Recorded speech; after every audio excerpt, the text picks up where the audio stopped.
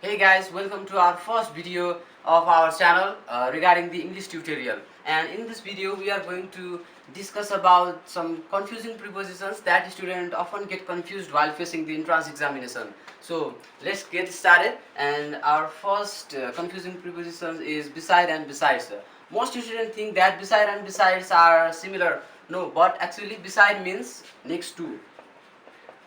It gives the meaning next to, means that somebody one thing is very near to another thing, that they are between very close space. So he is sitting beside me. Its example is he is sitting beside me, but beside means in addition to. In addition to, it means that if you know how to play a football and how to play cricket and how to play badminton, you know all these things. So summarizing all these things, you say that besides football I also play cricket and badminton also, right? So there is a major difference, that is beside and beside means in next to, that is very close distance, and beside means in addition to that, you know one thing and another also. So summarizing these things, you create a sentence, okay. And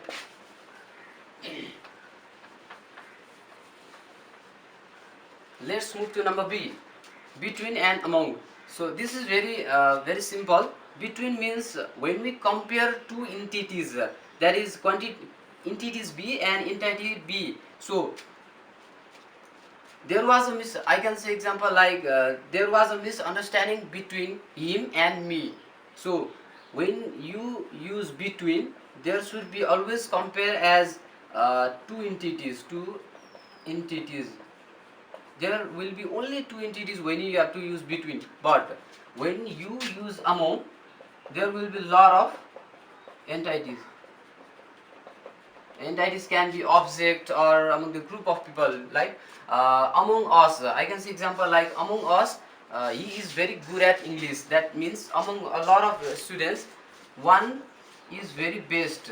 So when we have to compare, a lot of the example of among is, we use among when we have to compare different entities or different people or different students. So one example that we can use is among us.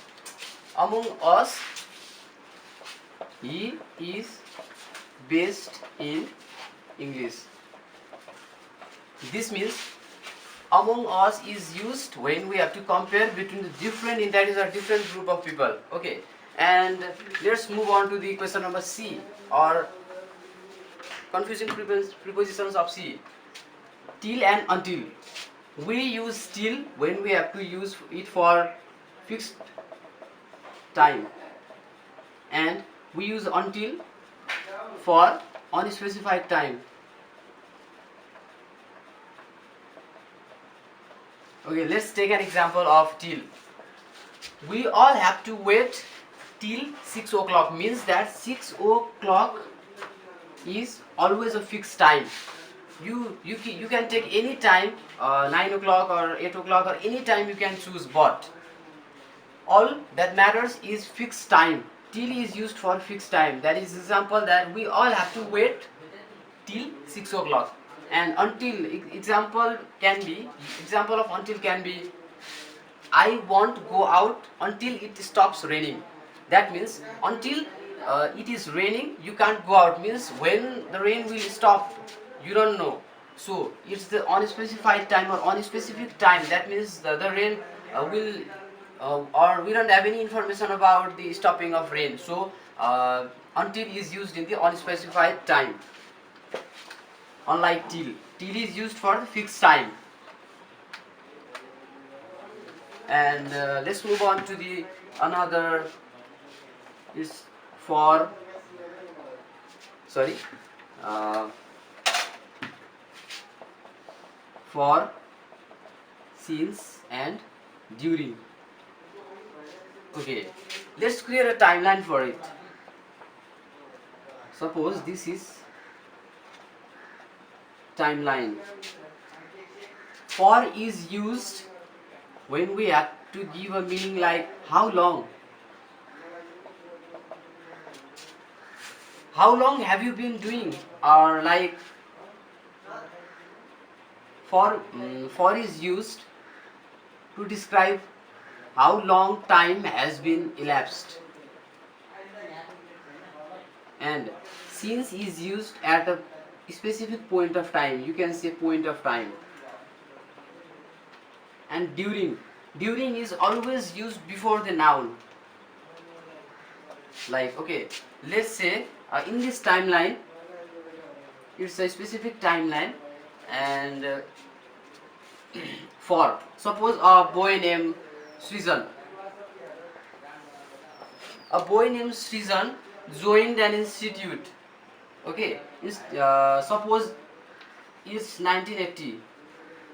He joined the institute he joined the institute in 1980, and it's year 1985. It's 5 years has already elapsed. So if somebody asked him that for how long you joined this institute, and he will say that I am studying in this institute for 5 years. Okay, 5 years means that he has already spent the 5 years of time in that institute. Means that for is used for how long is for how long. Okay, and since is used at a specific point of time, and you have already elapsed some time, and in the future when somebody asks you that uh, in which period of time did you join this office, so Srijan joined this office suppose at 1990, and he will answer this like I am joining sorry uh, I have been in this office since 1990. Means that he is still working. He has not left the work, and you will say that I have been working in this office since 1990. Okay, so it's the elapsed time or for a specific point of time that is still continuing in the present. And during means we can come here to give an example of during means suppose let's take an example of Rana rule. Suppose Rana ruled in our country for almost 107 years, and this 107 years is the during. Okay, from here, suppose any unspecified time from here to here, Rana ruled, and there are so many events. Okay, and during the Rana rule, there was no allowance for a normal or ordinary people to be educated or to join the school, university, school, or anything. In general, we can say that during the Rana rule, okay, during the Rana rule, normal or ordinary people were restricted to education. That means the normal people were restricted to education. They were not allowed to go to school or colleges. So, uh, generally, we can say that for is used how long, since time elapsed, and during means just in certain period of time. Okay. Another confusing prepositions we are dealing with is over and above, and another is under and below. Most of the students get confused that how to use over and above and under and below. Technically, these words gives the similar meaning. That is, this word gives the meaning higher than, and this also gives the lower than. Means that over and above has a different use. However, they give this similar meaning technically, but they give the but their use is different. Okay, let me take an example. The fan is above my head, and another example is the fan is over my head. You can see here the above and over is used in the same type of question. Means that they gives the different meaning at very small level that you have to understand. Okay, by using this example, I will explain above. Means that the fan is above my head, means that above gives the not directly above. not directly above, and the fan is over my head means that it is covering something. Covering. Whenever you use over, it depicts the meaning as covering. Means that the fan is over my head means that the fan is exactly upward in my above my head. It's exactly over my head.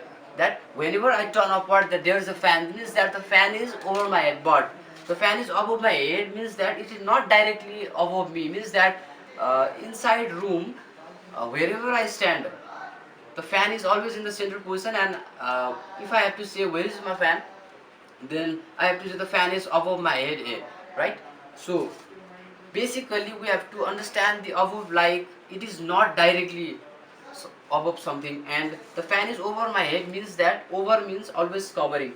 Another example I can give that the plane, a plane is flying over the Denmark. Means that this plane is flying over the Denmark means that Denmark, the sky of Denmark is covered by the flying plane. Means flying plane means that uh, plane is flying over the Denmark, right? Not above the Denmark. We cannot say above the Denmark because above the Denmark there is a huge space where the plane is flying. We cannot say exactly, right? So when we have to use over the Denmark means that exactly above the Denmark in the sky of the Denmark. Okay, so by if you understand this, then it's very easy to understand the under and below. It has you can understand these things similarly like this. It gives the under and below gives the similar meaning technically, that is lower than. Under means exactly hiding or covered. Okay, let me take an example. Cat is under the bed means that this cat is covered by bed, or under the bed is exactly under the bed, exactly below the bed. So exactly below the bed. But whenever we say cat is below the bed, uh, bed has certain level, right? It's suppose it's the level of bed and it's the level of floor. Cat can be here, cat can be here, cat can be here. This means this cat is always below the bed, right? But it is not under the bed. Whenever we have to say under the bed, it should be here. It means that the bed should cover the cat, or the cat is hidden under the bed.